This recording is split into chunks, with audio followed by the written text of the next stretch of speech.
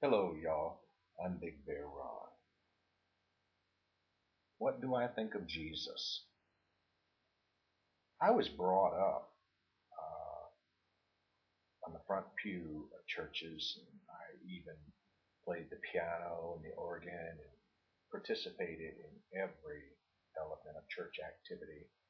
I even earned a bachelor's degree in Bible college.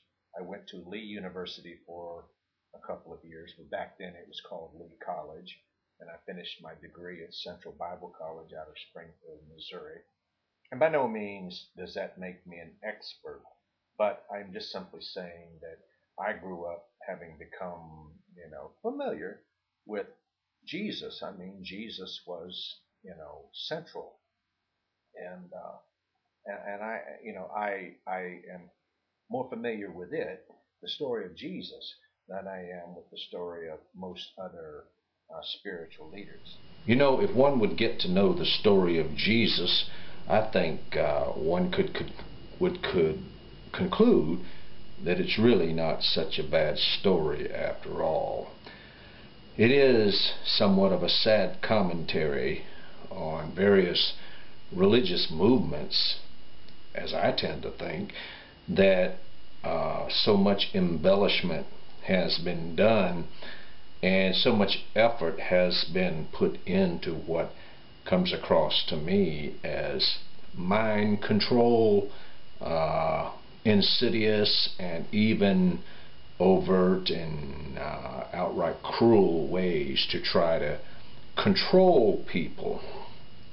You know, now I will tell you that I'm not altogether certain if the character Jesus was a person of history or not. And when you read the first writings of the Apostle Paul, if you can read them without having any of the other New Testament in your mind, uh, one could argue, one could wonder, question whether or not the Apostle Paul ever really knew about a person, this person, Jesus. And we could argue about all that all day long. And I have seen shelves and shelves and shelves full of volumes and volumes and volumes of thinking over this matter. I've read a lot of Josh McDowell and Ravi Zacharias and many of the other works of apologetics, and but even so, I am not yet altogether sure. Nevertheless, I think the story of Jesus, though, and I'm not trying to put it over and above the story of any other person who ever lived, who pursued a course that we could all agree as being a noble one, one that was good for all of us, but he was the one that I became familiar with, and the one that I'm still most familiar with today. And so that's really the only reason I bring this up like I do. I enjoy listening to other people talk about spiritual leadership that has come up through their culture and throughout human history. And it's amazing to me that when I come across people who talk about those things, how similar, so much that they have to say that we all seem to embrace as being moral ideals worth embracing, how similar they all seem to be. I think the story of Jesus can tell us a couple of things for sure. The first thing is that it doesn't matter how noble a person is. It doesn't matter what nobility they pursue, how good they are to humanity, no matter how much love they have to generously lavish the world with, and no matter how much peace they try to make, no matter how little wrong a person has done, the world and even the governments can turn against such people and hate them and even burn them at stakes, nail them to beams of wood. You know, people can be cruel to people, and we can be cruel to the best among us. So the story of Jesus tells us that it rains on the good and the bad. When you fertilize a field of seeds, you also fertilize the weeds, and when it rains, it all comes up. So even if you're a good person, there's a chance you could fail miserably and you could be eaten by wolves. Not a very pretty picture, is it? But the second thing is this. If the message or if the noble cause that you're pursuing is really worth it, then no cross of wood is going to stop you from perpetuating that message through the life that you live.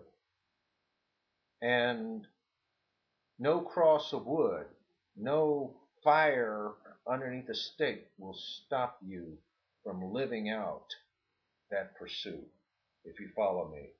Nothing, no power on earth will stop you from pursuing those ideals.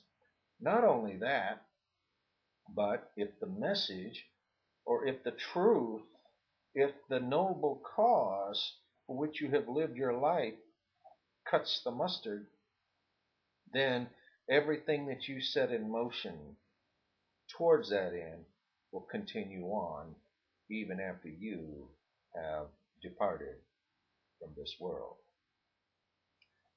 I don't think that the power of the Gospels is so much in that character as much as it is in the message of that character. And it's a message that many others have, in one way or another, sought to promote, to perpetuate. Yeah. And you know what? If you really believe in that message, if you really believe in the message of Jesus or any other good person, then no cross is going to stop you from living it out.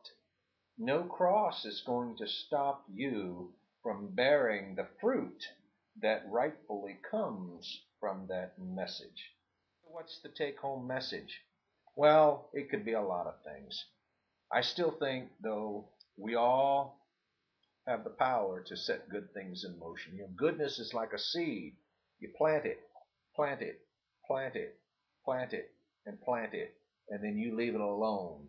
You know, it's going to fall on different kinds of soil, but you leave it alone and you just let it grow on. You don't worry about the part that you can do nothing about, but you take care of the things that you can do something about. You can set peace in motion. You can set love in motion. You can set forgiveness in motion. Yeah. Oh, yeah. You can set truth in motion. You can stop falsehood. Get what I'm saying? You can set excellent work in motion and you can help put a stop to mediocrity. Yeah. It's a lot that it can all tell us. And I think we would all be well advised to, yeah, take a look at the story of Jesus again. Read what it really has to say. And while you're at it, listen to what the other spiritual leaders have had to say too. We can change the world if we want to. Not overnight, but we can start somewhere. And we can start with ourselves. For whatever it's worth. This is Big Bear Rod. Take care.